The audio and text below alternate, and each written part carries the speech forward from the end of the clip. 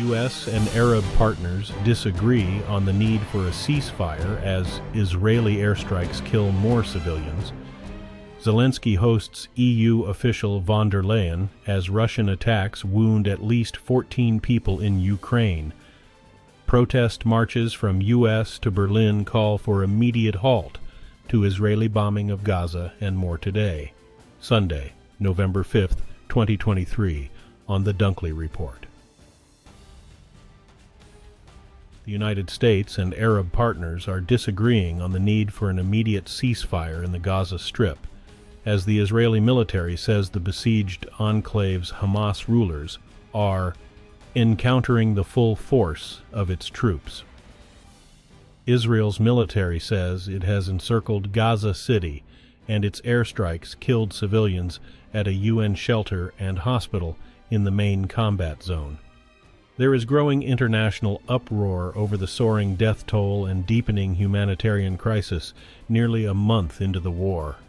With protests in several cities on Saturday, U.S. Secretary of State Antony Blinken met with Arab foreign ministers a day after talks in Israel. Russian attacks in Ukraine have wounded at least 14 civilians as the President of the European Union's executive returned to the Ukrainian capital to meet with President Volodymyr Zelenskyy. The governor of the Zaporizhzhia region said that 9 people were wounded in a Russian rocket strike there. There were 26 cities and settlements overall in the region that came under attack over the past day. 5 people were wounded in the Kherson region, European Commission.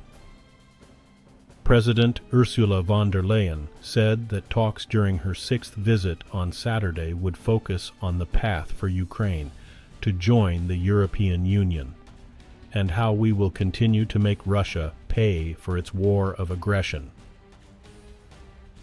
Tens of thousands of pro-Palestinian demonstrators calling for a halt to Israel's bombardment of Gaza have marched in Washington, Paris, Berlin, and other European cities. In the U.S., thousands, mostly younger people, lined downtown streets on Saturday and unfurled an enormous Palestinian flag. Many held banners with slogans such as, "In November we remember," criticizing President Joe Biden and suggesting the issue will drive the 2024 U.S. election. In Paris, demonstrators urged a ceasefire in Gaza, and some shouted, "Israel, assassin." In central London, streets were blocked by protesters chanting, "Ceasefire now." Berlin mobilized around 1,000 police officers to ensure order. U.S. Secretary of State Antony Blinken is warning Israel that it risks destroying an eventual possibility for peace unless it acts swiftly to improve humanitarian conditions in Gaza for Palestinian civilians as it intensifies its war against Hamas.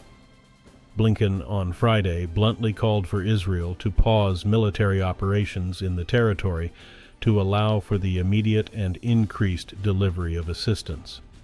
He said the current situation would drive Palestinians toward further radicalism and effectively end prospects for any eventual resumption of peace talks to end the conflict. Israel has deported thousands of workers to the besieged Gaza Strip, capping what many described as harrowing weeks trapped in legal limbo since their detention when the Israel-Hamas war erupted.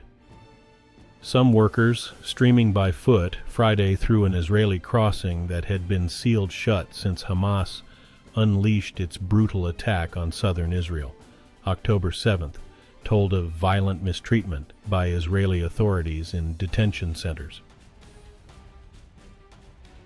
The Israeli military did not immediately respond to a request for comment on the allegations.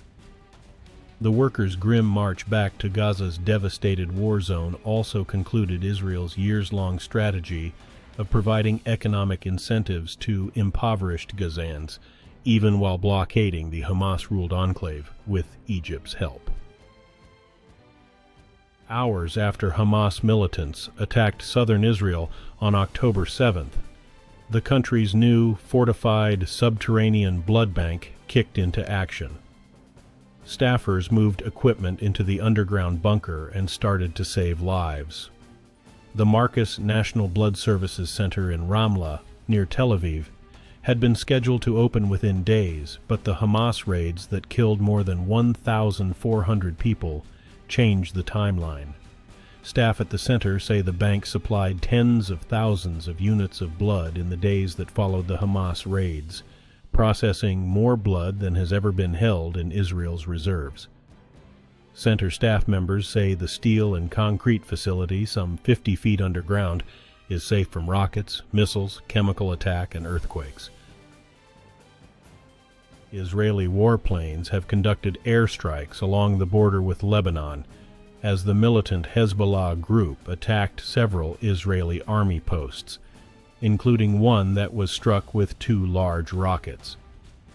Saturday's escalation came a day after Hezbollah leader Syed Hassan Nasrallah said his powerful group is already engaged in unprecedented fighting along the Lebanon-Israel border and threatened a further escalation.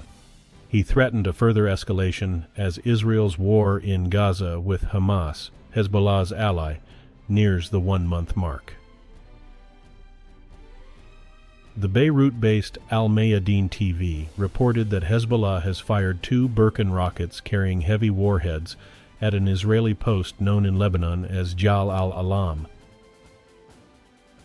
The U.S. is trying to persuade Israel to take a humanitarian pause from airstrikes on Gaza, where Palestinians reported multiple fatalities across the besieged enclave.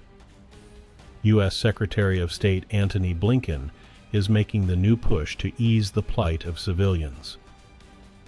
He met with Arab foreign ministers on Saturday in Jordan, the day after talks in Israel with Prime Minister Benjamin Netanyahu, who insisted there could be no temporary ceasefire until all hostages held by Hamas are released. The Palestinian death toll in the Israel-Hamas war has reached 9,448, according to the Hamas-run health ministry in Gaza. More than 1,400 people in Israel have been killed, most of them in the October 7th Hamas attack.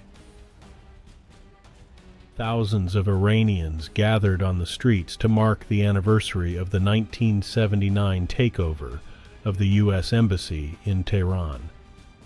They condemned Washington's support of Israel as it strikes the Gaza Strip in its war against Hamas. The rally on Saturday, which was called for by the state, came as the Israel-Hamas war entered its 4th week. A statement was published on behalf of the protesters at the end of the commemoration. They called for an immediate ceasefire in Gaza and warned the U.S., Britain, and France that the crisis might expand in the region. Iran is a known backer of anti-Israeli militant groups such as the Palestinian Hamas and Islamic Jihad, as well as the Lebanese Hezbollah. A diver who spotted something metallic not far from Sardinia's coast has led to the discovery of tens of thousands of ancient bronze coins. Italy's culture ministry said Saturday that the diver alerted authorities, who sent divers assigned to an art protection squad along with others from the ministry's undersea archaeology department. The coins, dating from the first half of the 4th century, were found in seagrass. The location isn't far from the northeast shore of the Mediterranean island.